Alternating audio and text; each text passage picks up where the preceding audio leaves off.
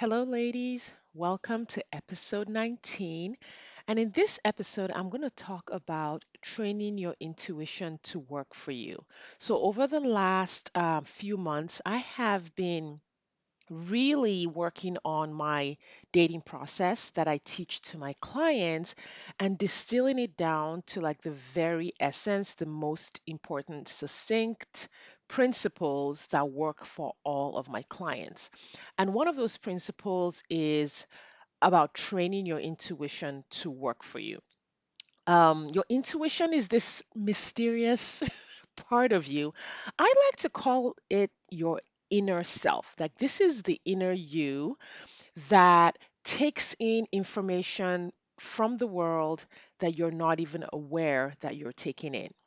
So we like to think of ourselves as higher reasoning beings. Like, we're very logical. We like to think that we analyze all the data and we bring all the data in and we weigh the pros and cons, and that's how we make our decisions. And that is true, but there's also this other part of us.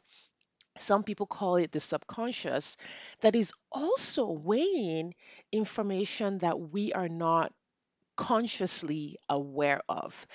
Your subconscious, your inner self, your intuition, your gut is weighing information that I guess an example could be micro expressions. When you're talking to someone, your logical brain is listening to what they're saying and weighing what they're saying and saying, okay, they said this, they said that, we're going to agree on this and agree on that.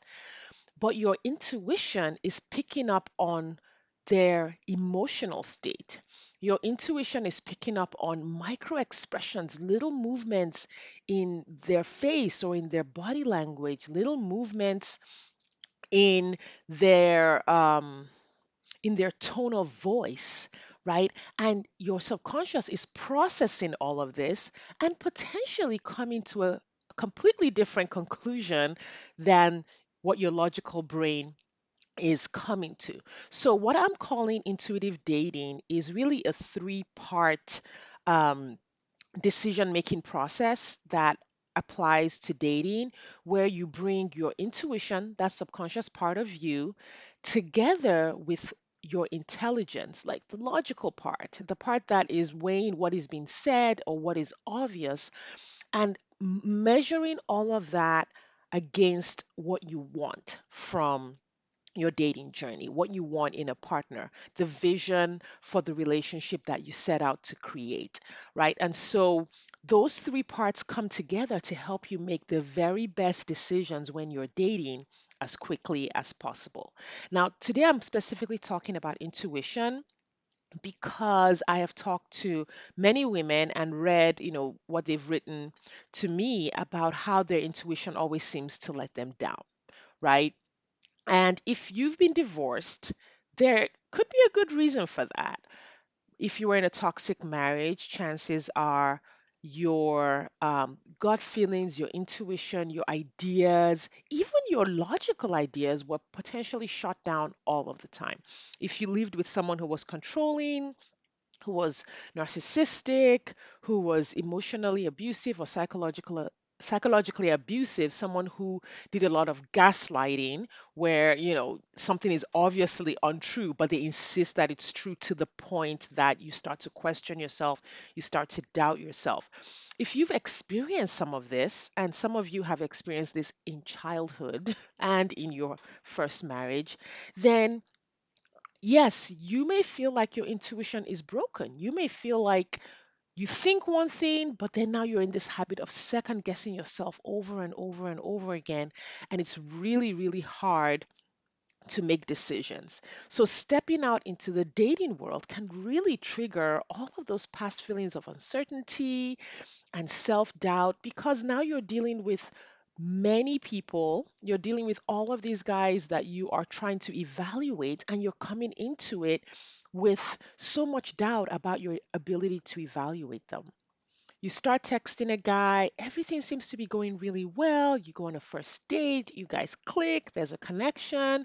You go on a second date, you go on a third date, everything looks like it's going well, everything looks like it's going in one direction, and then all of a sudden it takes a sideways turn, and boom, you're ghosted, or He says, "Oh, you're not for him," or you say something and it becomes this big deal, and all of a sudden, everything is the opposite of what you thought it was. And when this happens, it can really be a bummer. Like, it can really make you question yourself, like, how come I didn't see that coming? Or I should have seen that coming. Or my intuition is broken. And not just my intuition, but my logical decision making is broken because I didn't see any of this coming. And now I'm here. Many women will say, I don't know how to read people at all. I can't trust myself. I thought this was real, but it wasn't real. How do I tell when something is real? And in the same moment that you're trying to figure all of this out, you're dealing with this emotional roller coaster, heartbreak, disappointment. You start to call into question who you are as a person, who you are as a woman, and your ability to make good decisions, and your ability to be successful at dating, right? That sense of fear of failure and helplessness can start to rise and start to get overwhelming. And all of this is completely understandable if this is the scenario that you are in, or if you've experienced these scenarios, right? It is actually somewhat unfair that you're a good person and you're trying to go out there to create a relationship that's loving, passionate, supportive. You intend to care for the other person. You just want something where you can build some teamwork, companionship, growth, and then you hit this wall of failure over and over and over again. And it feels like the other people in this game are out for something else. They're just out to take advantage, or they're just out to crush your self esteem. It can kind of feel that way. So I get it. However, you're not at the mercy of the dating world. You're not at the mercy of the people who are not right for you, or the people who are playing a game. I would like to tell you that you can train your intuition to work for you. So it's possible that your intuition hasn't worked for you in the past and you don't know how to harness it, or you don't quite know how to figure it out, but it is so, so doable. I want to give the example of having a weak muscle. So maybe there's a muscle in your body, and I think this happens every time we go back to the gym. You go back to the gym, you do this workout, and suddenly you start to feel all these muscles in your back that you didn't even know were there. Think of your intuition in the same way, as a muscle that you have and that works really well, but you haven't exercised it all of this time. You haven't trained it to be strong, powerful, flexible, and able to work for you. And all you have to do now is train it. All you have to do is start practicing working with it so that you can get the results that you want. You can go into the dating journey with a lot of motivation and a lot of action taking. Like, okay, I'm going to swipe on 100 profiles every day so that I meet the one, because maybe he's one out of 100. And if I swipe on 100 people every day, I'll meet the one, and it's just a numbers game, right? So you go in there with all of that action taking and all of that energy, and you're swiping, swiping, swiping, or you are meeting all these guys, or you're making all of this effort. um, it won't work for you if your intuition isn't engaged. Not even just because you can't tell who the right person is for you, it's because your intuition is made up of, it's very connected to your emotions, right? And so if you're going into the dating journey with just like a lot of like willpower, and you're going to like just make it a numbers game, how you respond to people on a step by step basis, how you respond to people by text, who you're swiping on, how you communicate to them, how you show up on dates, even when you are meeting good people, can make a huge, your emotions can make a huge difference to those interactions, right? Your emotions, the way you feel, what your intuition is telling you, all of that can make a really big difference. So you might go in thinking, I'm just going to be very goal oriented and making a numbers game, kind of like a sales process, right? And you do that, and then you still find that it doesn't work. And if your intuition is not engaged, if your emotions are not engaged, if your state is not one that supports your dating goal, then you will find that you still don't meet the right person. Or you meet the right person and then it doesn't work out. self-sabotage creeps in, anxiety creeps in, and you start to do things that cause the relationship to unravel. And the way I like to say it is that you can't create love from a place of feeling unloved, like, right? Your intuition works from a place of positive self confidence, self love, self compassion, self acceptance. It works from that place. It works from that place where you are so sure of yourself, where you feel good about yourself, and you are listening to yourself. Remember, you have your logical brain that's using all the information that kind of like everybody agrees with in the world, like the rational agreements that we've made with ourselves. Your intuition is very personal to you. Your intuition is the voice that you are using to speak to yourself. And when you are coming from a place of feeling unloved, lonely, overworked, anxious, when you're feeling unsafe, or you feel like you're not attractive, you're overwhelmed, insecure, frustrated, you're feeling a lot of shame, you might be feeling numb, stressed, hurt, all of that will work against you being able to really work with your intuition to create what you want, because all of that is kind of like all that negative emotion inside of you will drown out the voice of your intuition, right? You'll feel like, okay, I don't know what I'm doing, I'm overwhelmed, I am insecure, I'm frustrated, I feel shame, there's something wrong with me. When you have all of that going, you're not going to be able to trust what you are saying. So, the first step to really recovering your intuition and training it and connecting with it is to recognize what is happening on the inside of you. And this first step is like the biggest step. We are often raised and conditioned to look outside of ourselves for answers, to look outside of ourselves to validate what we're doing or to validate what we're thinking. So if a thought comes up, we look outside to see, okay, is this the right thought? Is this the right way to do it? Will people approve of this? Will my mom and dad approve of this? Right? That's a little kid looking outside, wondering if what he or she is thinking is okay, looking for permission outside.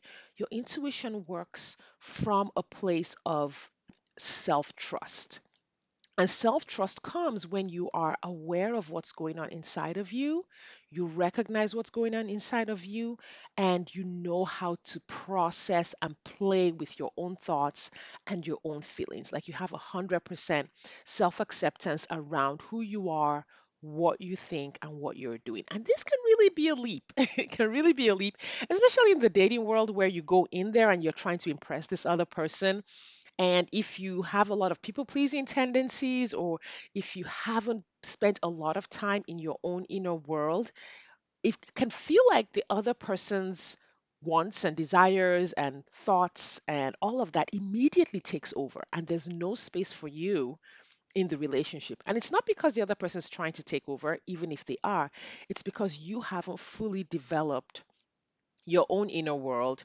You haven't developed your own awareness of what's going on with you. So, the very first step in working with your intuition is to recognize what's happening inside of you. And so many ways to do this. Um, Getting quiet, meditating, journaling, listening. And even if you don't want to do it in a formal way, just listening to what comes up inside of you all day long and processing that, like, oh, what am I feeling right now? Like, what do I feel about this? What do I want? What do I like? What do I dislike?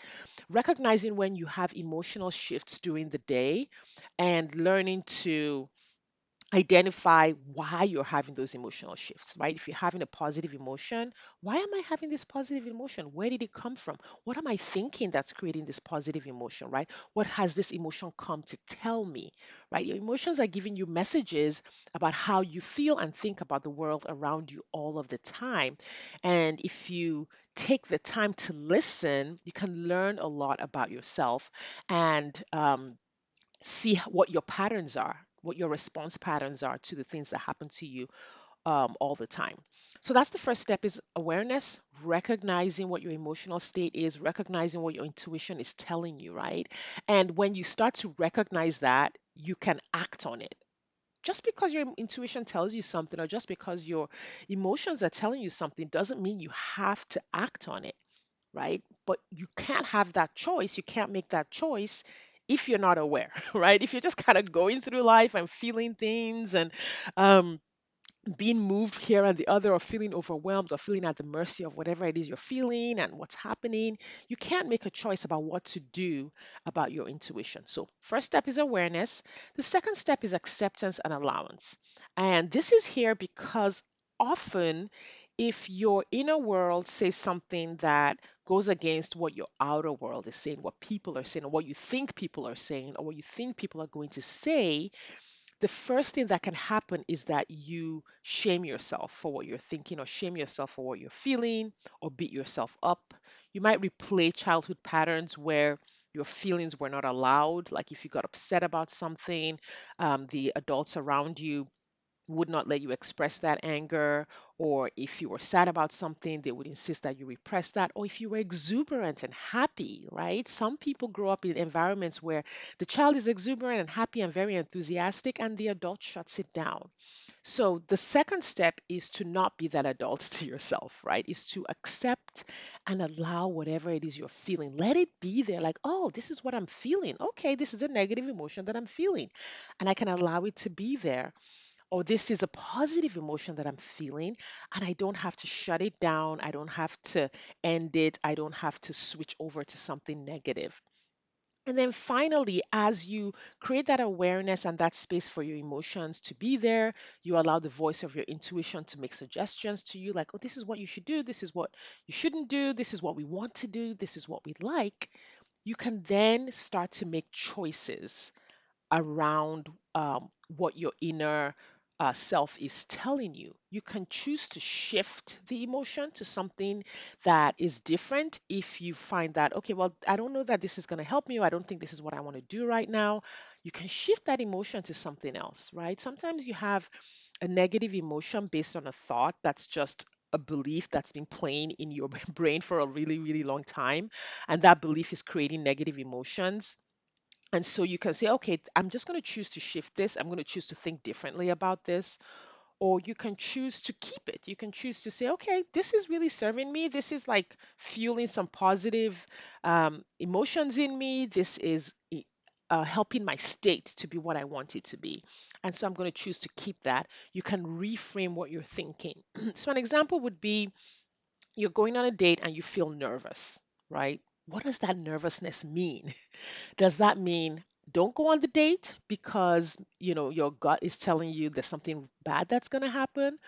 Does it mean you just haven't done this before?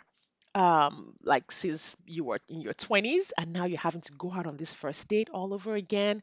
Is it because you're worried that you're going to be awkward and not show up in a fun, flirty way? Like there are so many options for just that feeling of nervousness that comes up. And this is why there are no rules. Like people like to give formulas. They like to say, okay, well, just don't feel nervous. Or if you're nervous, do this.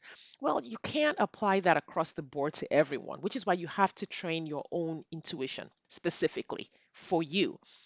Because nervousness in one woman could mean one thing, and it could mean something different for another person. And this is really where getting a coach can help you, because you can tell your friend, oh, I feel nervous, and she gives you the information or the advice that worked for her, but her nervousness might have been coming from a completely different space.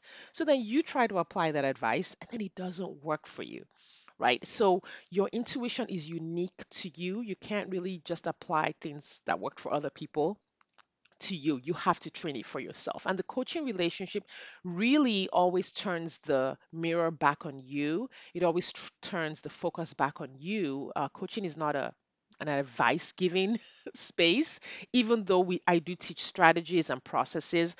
But the coaching part of it is always what's going on inside of you, what's happening with you, so that you can make the very best choice about how you want to shift a negative emotion to a positive one, or keep the negative emotion if it's working for what you are doing at that time. So you want to be aware and recognize what's going on inside of you, what's going on with your emotions, what your intuition is saying. You want to accept it and allow it. You want to let it be there. You want to love it. It's really a part of self love to let whatever you're thinking and feeling be there and not shame yourself. And then finally, you can make choices. You can choose to shift it, keep it, reframe it. change it into something that works better for you. You can choose to amplify what your intuition is telling you. If you are doing something that you love and you're feeling really good about what you're doing, you can choose to say, well, this is working for me, right? I want to do more of this. I want to amplify this. I want to have more creative ideas around dating in this way. I want to have more creative ideas around going to these spaces to date, right? So you can amplify it. It really gives you a tool that can create so much for you. So that is it with working with your intuition. When you do that, you can start to generate more positive emotions around dating, joy, aliveness. You can create feelings of safety for yourself, passion, confidence, love. You're more relaxed around it because you kind of know what you're doing, because you're like, oh, yeah. I have all of this intelligence, I have all of this data, and then I also have my intuition that's working to balance out my decision making. You'll feel more energetic and more motivated to date, and you will get better results because you'll have more creative ideas around your dating. You'll have more fun interactions because you feel more confident and more certain about what you're doing. It'll be so much easier to be visible, to meet new people. And when you do get into a relationship, you're less likely to sabotage it because you'll be able to amplify the good, you'll be able to amplify what's working. And overall, working with your intuition, whether you are single or coupled, is important because that is the way to enjoy life. That is the way to figure out what you really want out of life, go for it, and make it happen. So, thank you, ladies, for your time and attention today. I hope you will engage your intuition and start to become aware of your emotions and work with them. And if you would like help with this, I want to invite you to schedule a free consultation call with me. You can click on my website in the show notes to schedule that. ShadeCurry.com/, schedule dash appointment. It takes just 2 minutes to schedule that consult call, and I can sit with you for about an hour to talk about how to apply this to your own dating journey. Thank you, and I will see you next time.